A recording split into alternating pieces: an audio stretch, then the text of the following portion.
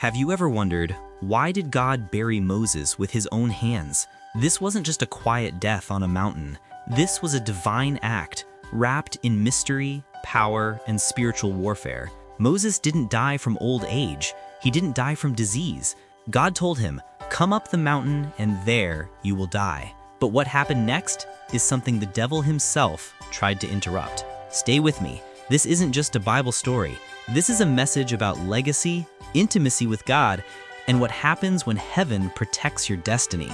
Moses stood at the edge of destiny, not as a broken man, but as a chosen one who had fulfilled his divine assignment. God looked at his faithful servant and said, "Go up to Mount Nebo and die there." Let that sink in. This wasn't the consequence of weakness. God didn't let sickness take him. God didn't let age claim him. There was no tragedy, no accident, no deterioration of health. No, God himself scheduled Moses' exit. He appointed the place, the time, and even the posture, not out of punishment, but out of divine love and reverence. This was not a man being dismissed. This was a friend being welcomed. Deuteronomy 32:49-50 wasn't a farewell. It was a summons to glory. Go up, and I will meet you there. Imagine the holiness of that moment. The final breath of Moses was not taken in fear, but in faith. God was calling his friend home, not through ordinary death, but through glory wrapped in intimacy. It wasn't an ending. It was a sacred reunion between creator and friend. Moses didn't just know about God, he knew God personally. Exodus 33:11 says, "The Lord would speak to Moses face to face, like a man speaks with his friend." While others heard whispers and saw shadows, Moses stood in the thunder and walked in the fire. When he came down from meeting God, his face glowed with glory. He had to wear a veil because the radiance was too much for human eyes. The Israelites feared the mountain. They were told not even to touch it or they would die. But Moses, he climbed it. He entered the presence. He sat with God. Moses didn't just carry commandments, he carried presence. He was a living altar. God knew what the people would do. If they found Moses' body, they would build a monument, a national shrine, not just to remember, but to worship. They would turn his bones into a shrine and twist his story into an idol. Because to them, Moses wasn't just a leader, he was a miracle worker, the one who called plagues down on Egypt, a mountain walker, the one who entered the thick cloud of divine glory, a man of fire and thunder who carried God's law written by his own finger. He stood between God and the people. He interceded when wrath burned hot. He stretched his rod and seas obeyed. He lifted his hands and armies prevailed. They would have worshipped him. They would have knelt at his bones. They would have forgotten the God behind Moses and replaced him with the man used by God.